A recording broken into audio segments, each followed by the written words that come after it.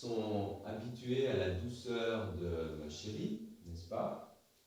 Alors, certaines parmi vous me connaissaient dans ce genre de pratique douceur du lundi matin. Mais voilà, maintenant le groupe est hétérogène, donc il y a des gens qui m'ont jamais entendu. J'espère que ça ne va pas vous faire un clash, une vieille voix masculine comme ça. Essayez de ne pas comparer, je vous en prie. Agnès a pris des habitudes avec vous, vous en avez pris avec elle. Et comme je poste des vidéos en ce moment pour les groupes qu'on a appelés classiques, ça se peut qu'il y ait un décalage. Déjà physiquement, parce qu'en douceur, on ne s'impose absolument pas, enfin, en yoga en général, on ne s'impose pas une forme. Mais il y a des pratiques en yoga classique qui, même si elles sont sous-dosées, sont beaucoup trop exigeantes pour des corps qui seraient en souffrance, surtout des épaules et des hanches. Donc si vous voulez bien vous placer dans une assise confortable sur votre coussin, ou si vous avez un bout de chaise, ça ira très bien pour le douceur. De fermer les yeux, de rentrer en contact avec cette énergie particulière, d'être guidé à distance, en virtuel. Mais ce qui n'est pas virtuel, c'est la sensation de l'air qui rentre dans vos narines et qui en ressort. Ça, c'est toujours ici, c'est toujours maintenant.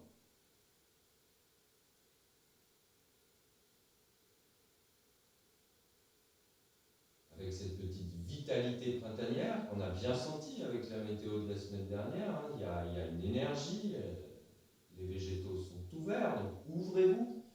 Tenez-vous droit, droite, les épaules en arrière, avec cette envie peut-être de respirer plus profondément.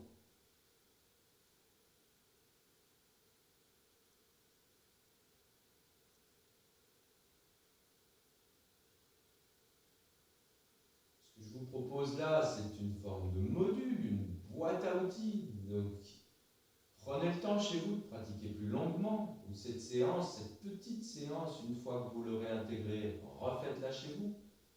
Vous pouvez rester 10 minutes comme ça, avec ces épaules qui s'ouvrent, cette sensation qu'il y a une fontaine de vie qui jaillit à chaque inspiration, en insistant sur ce côté énergie ascendante. Vous êtes irrigué par un souffle nouveau à chaque inspiration.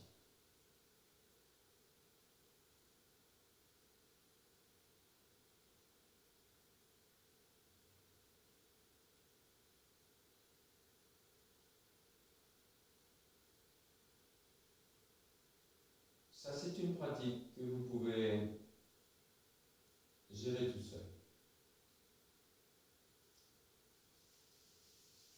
On va donc continuer en réveillant un peu le tactile, les mains. On pratiquait beaucoup à l'époque les douines, ce fameux yoga chinois, comme certains l'appellent. Agnès pratique beaucoup aussi la stimulation des poings. C'est notre corps, on habite ce corps. Donc une fois qu'on a réveillé les mains, on va tapoter. Moi j'aime bien vous le proposer avec la pointe des doigts un peu molle, un peu mou. Voilà, avec les mains molles, les poignets souples. En essayant de réveiller l'abdomen, la cage thoracique. Prenez bien le temps de tapoter autour de l'espace de Manipura, qui est un centre d'énergie au printemps, là, entre le nombril et le thorax.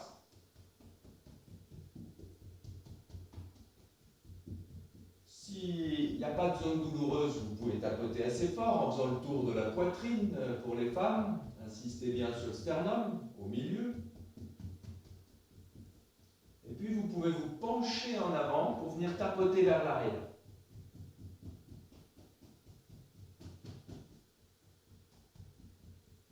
Le creux des épaules.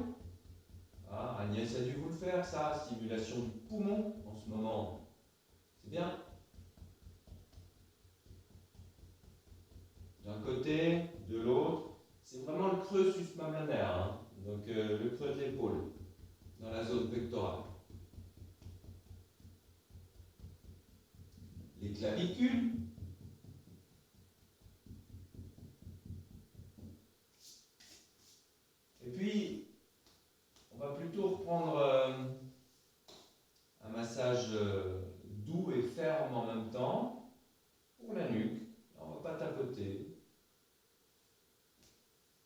se déroule la nuque dans la main, avec un geste symbolique qui vire les tensions, comme si on enlevait quelque chose de poisseux. Les épaules, les trapèzes. On peut même essorer les bras. Voilà, il y a des courants d'énergie partout dans le corps. Ce n'est pas une nouveauté. On les stimule. Là où la conscience va, l'énergie va. Quand vous brossez le bras comme ça, vous avez conscience de ce bras, c'est le vôtre.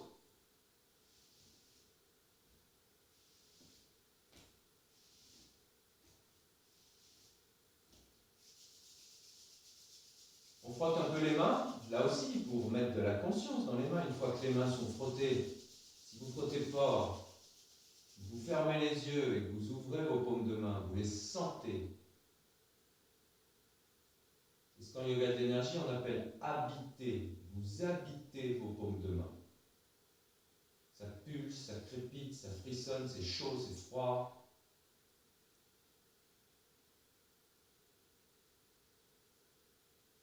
Au moins, c'est un moment où on n'est pas dans ses pensées. On est dans les paumes de main. Avec les mains à nouveau réveillées. On va stimuler le visage. Ça me rappelle des trucs. On le faisait très souvent le lundi. On enlevait tout ce qui nous avait pris la tête au niveau du front. On balaye, on se déride. Ça, les femmes, souvent, ont l'habitude de ce genre de geste. C'est un geste typiquement de démaquillage.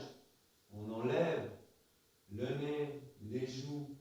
Voilà. Alors là, c'est génial, c'est mieux qu'un démaquillage. On enlève les tensions, les prises de tête. C'est une façon de repartir à neuf.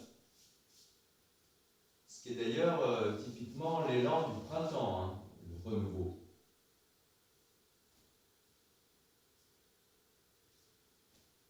Et avec les index, on stimule ces fameux merveilleux vaisseaux gouverneurs et conception, très classiques en médecine chinoise, en cisaillant comme ça la zone de la bouche, en appuyant assez fort sur les lèvres.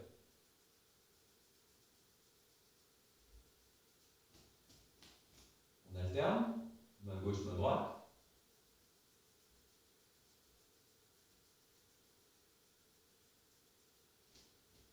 Ça pourrait faire aussi de tonifier le système digestif qui est en lien avec le poumon, poumon gros intestin, en tout cas pour la médecine chinoise.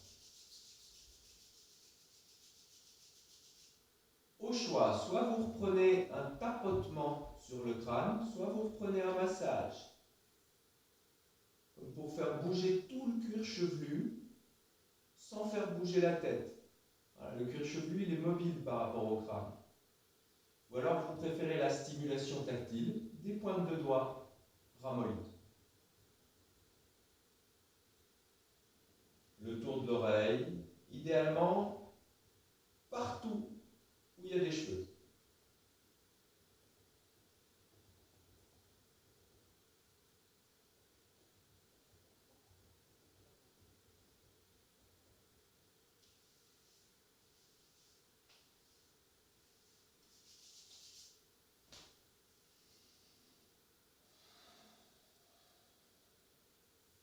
On s'offre un temps d'écoute, les mains où vous le souhaitez, sur le support. Alors on est tout propre.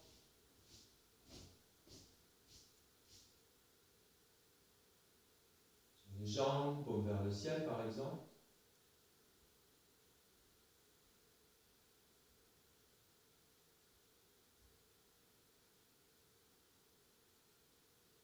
Sensation des espaces respiratoires.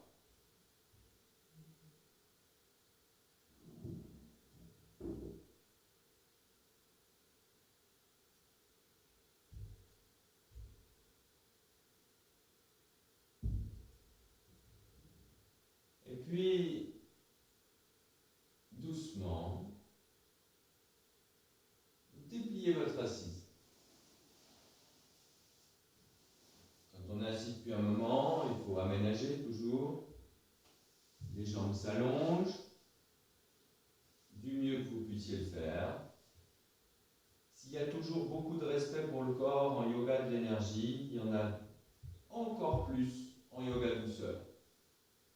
Il faudrait même partir du fait que le corps est plus abîmé qu'il ne l'est. On en prend grand soin. Donc les genoux, les hanches, tranquille. Les mains qui descendent sur le bord externe des jambes. Vous allez jusqu'au pied ou pas, hein, c'est très bien si vous allez juste sous le genou. Vous pouvez garder les jambes un peu fléchies d'ailleurs. Inspire, on remonte à l'intérieur des jambes, expire, extérieur. Inspire, intérieur, expire, extérieur. Expire, intérieur, expire, extérieur.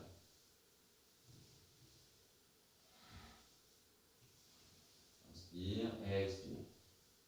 Inspire, expire. Inspire, expire.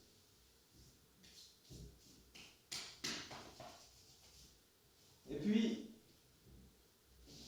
je vais juste vous proposer un vieux souvenir aussi, debout. Posture plutôt cavalière, les pieds écartés. Je vais mettre un petit peu en travers, comme ça. C'est un mouvement inspiré des Qigong. Donc, pendant qu'il y a un bras qui va chercher vers l'arrière, le bras droit, on va commencer comme ça, le bras droit va chercher vers l'arrière, il y a le bras gauche qui va chercher vers le haut, et là le corps est étiré, il y a ce mouvement d'ascendance printanier. Et à l'expiration, on se regroupe, posture plutôt embryonnaire, on ramène l'énergie vers le centre, on se replie un peu, les genoux se rapprochent, les jambes fléchissent, la tête s'enroule. Fin d'expire. Inspire suivante, on part de l'autre côté. Donc ça veut dire que la main gauche va vers l'arrière, la main droite va vers le ciel. Fin d'inspire. Je vous le repropose à vitesse réelle pour celles qui ne le connaissaient pas. Inspire.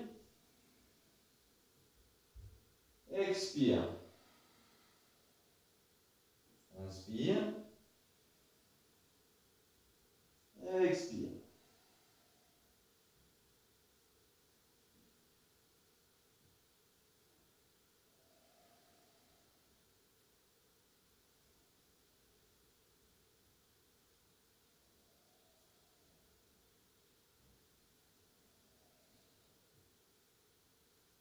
Une dizaine de cycles par côté.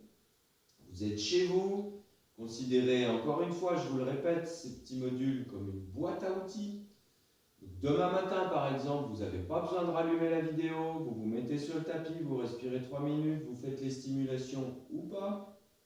Vous vous mettez debout, vous faites quelques mouvements comme ça. Ou pendant une demi-heure, essayez d'extraire de ce que je vous propose ce qui vous convient. Et si vous êtes toute flagada le matin, ça peut être très bien de le faire de manière plus tonique.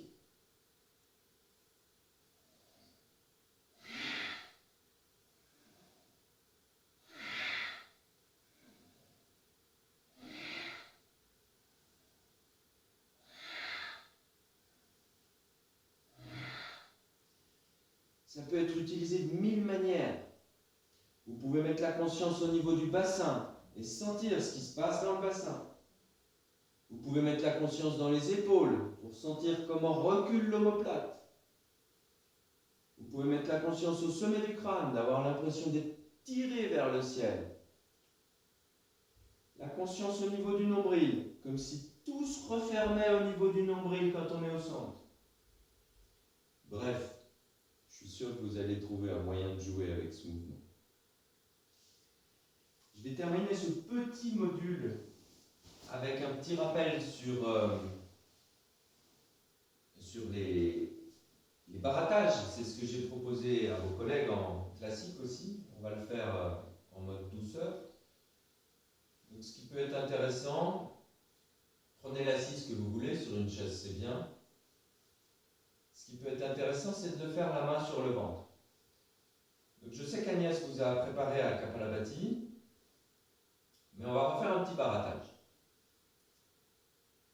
Donc, expiration, le ventre rentre, on tonifie un peu le plancher pelvien, on bloque le souffle, poumon vide, on ne respire plus.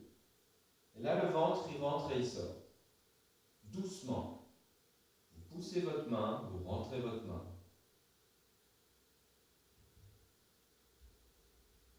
Et quand il y a besoin d'air, vous arrêtez ce mouvement et vous reprenez l'inspire. Et là, vous essayez de vivre avec les 3 étages du souffle. Donc, vous sentez bien l'inspire qui revient au niveau de l'abdomen, qui fait monter les basses côtes et qui vient même titiller sous les clavicules, là. 3e étage. Vous recommencez seulement quand vous êtes prêt, prête. Des fois, il faut 2 minutes. Ça peut donner l'impression de flotter un peu.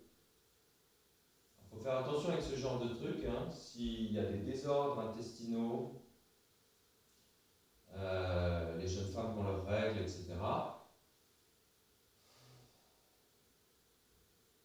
Tranquille. Et si vous sentez que ça vous stimule, si vous sentez, théoriquement, ça redonne de l'appétit, ça favorise le transit, etc., vous pouvez en faire pendant des minutes entières. Mais il faut être très à l'écoute et commencer doucement. Le premier jour, vous faites 30 secondes.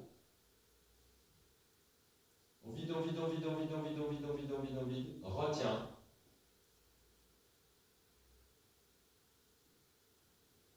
Ah, on peut entendre un bruit d'eau comme ça. Une sensation liquidienne, ballon de baudruche. J'ai besoin de respirer, je cesse. Grande inspiration. Vous pouvez répéter à votre guise. Pensez à y aller crescendo. La suite au prochain module. Merci pour votre écoute. C'est difficile de parler à un téléphone.